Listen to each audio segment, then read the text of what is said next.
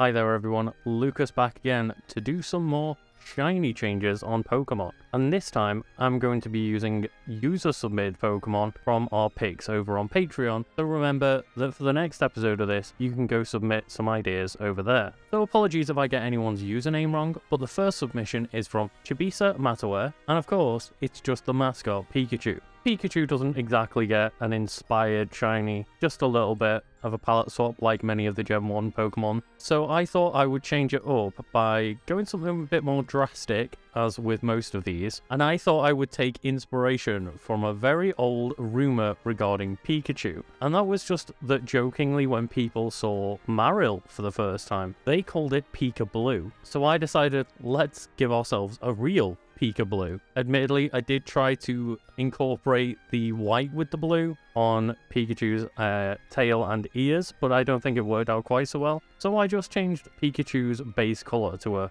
Marill-like colour. And I don't even know what I think about this. I just wanted to make the Pika Blue joke, but I definitely think it looks better than the original shiny. Next up, we have a submission from Stephanie C, and that is the adorable Vulpix. They didn't specify Alolan Vulpix or regular Vulpix, so I just went with the original because the shiny looks like this. Definitely not what I think of when I think of a cute shiny variation of the adorable Vulpix. And honestly, for this one, I just wanted to go with something that stands out a little bit more and is a bit more in line with like the cutesy, cuddly, adorable, fabulous feeling that Vulpix gives off. So for Vulpix, I tried to go for a kind of softish pink and then a nice flattering mane of purple. I tried to go a little bit less saturized with the colors on this one. They're still obviously very bright compared to Vulpix's original shiny, but I wanted to have a little bit of a cutesier, softer feel like Vulpix gives off, as I said. Next up, Roach King said most of them, but Scyther is the worst. I definitely don't agree that Scyther is the worst, but it's not exactly low on the list. This is the shiny that Scyther gets, one of those shinies that just barely changes anything, super boring. If anything, is just a little bit less saturated and less cool than Scyther. And for this one, I had a pretty easy time because, well, guess what? Scyther has an evolution, Sizzle, and Sizzle's shiny is based off Scyther's color design.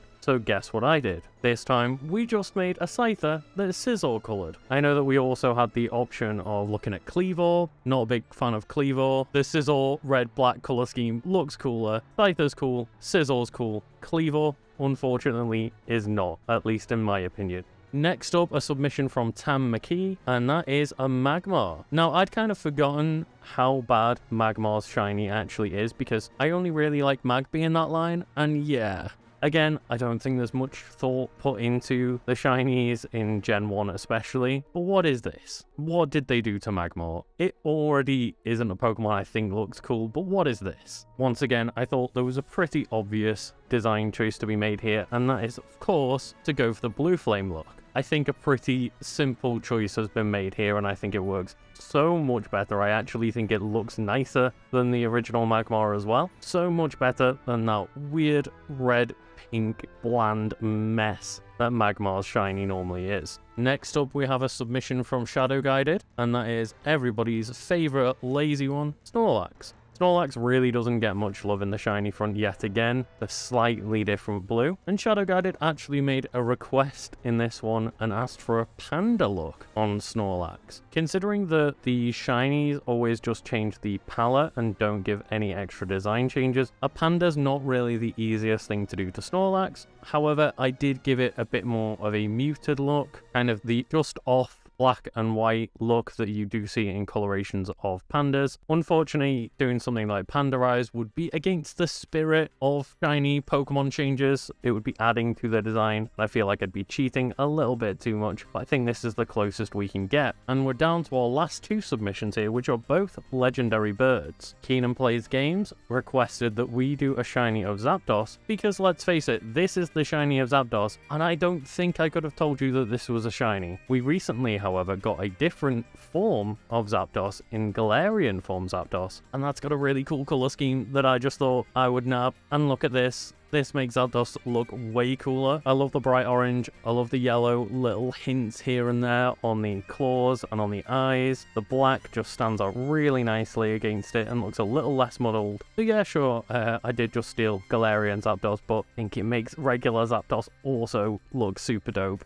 And lastly, as I mentioned, another legendary bird here, one from Generation 2 from Joshua Irvin. That is, of course, Ho-Oh, the box legendary for Pokemon Gold. I don't think this is a terrible Ho-Oh shiny. I see what they were doing, going for the gold and the silver. Obviously, those are the two games. No, Crystal was released when they first had Ho-Oh shiny designed, so I definitely understand the reasoning. I went with a different route on this one, though, because guess what? Ho-Oh is called the Rainbow Pokemon, and yet there's no rainbows on Ho-Oh. So this is what I settled on to try and incorporate a rainbow design into Ho-Oh. Try and whiten out most of its design to really make the edges of those feathers pop. I tried to go with a more full rainbow design and it looked really messy, but I think just incorporating that smooth rainbow right across the wingspan while keeping the nice clean white look. I don't know about everyone, but I'm really proud of this one. I think it looks really nice. That is the last submission that I had over on the previous post over on our Patreon. So if you would like to submit an idea for the next video in the series, then please go over to patreon.com/untitled side channel to let me know what you think I should tackle next.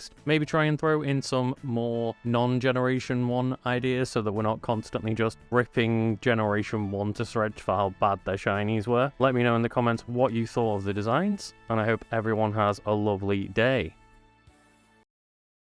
Once again, thank you to our patrons. You sound angry. Because I'm just saying it properly this time. Patrons. I don't want to give away I'm a robot, okay? I mean, cut that out. Yeah, as you can see, scrolling on the screen are our supporters. We're definitely going to get better at this. But our VIPs get a special shout out in the form of top movies. They do. We're all the way now to movie 64, which is the classic Witness for Rael E. Waters. It's Walters. What Walters? Rael. I can read. Number 65 is Anders Lalians. Excellent. Number 66 is Maxwell Steesman into the Maxwell Steesverse. Number 67, we have Coffee Soap Beauty. Oh, God, this title's so long. Oh my god. Number 68, Dr. Strangelove, or How We Learned to Stop Worrying and Love, RR7567. At number 69, we're Nice. The Dark Sean Watson Rises. At number 70, Old Coloran Boy. At number 71, we have Scopa Renton Bastards. You could just say Glorious Bastards. You don't need to pronounce the E. Bastards! Bastards! 72, Amma Taylor Brandwood. Yes. At number 73, we have Co, my shoe set 69 Co. It's the best I can do with Coco. At 74, Ian Lear's Story. Oh, what? How am Nisha has Joker. At number 75, we have Robert Huttoner. I Good don't effort. know. At 76, Brave James Martin. Number 77, we have Das Tamaki. At number 78, we have Avengers. End Sam TDS. The entire film is the Avengers going after Sam TDS. Number 79, we have Princess Captain Scotland. So many titles. Princess, Captain. At number 80, Once Upon an Impy in America. At number 81, we have Good Trang Pham Hunting. At number 82, we have Your Alicia. Full stop. At number 83, we have Grimbacore Idiots. And finally, at number 84, Singing in the Zeren King. How do you say that? Zeren? Zeren King. Correct me in the comments. We're just sat here processing what we've just done. Yes, this is the fourth one of these we've done now for every one of our I keep want to say patrons now. But yeah, we enjoy doing these. Big thank you Every single time we're going to try and do something different. So if you enjoy listening to these and you want your name in one, then join the Patreon at the VIP tier. Yeah. Yeah. Yeah.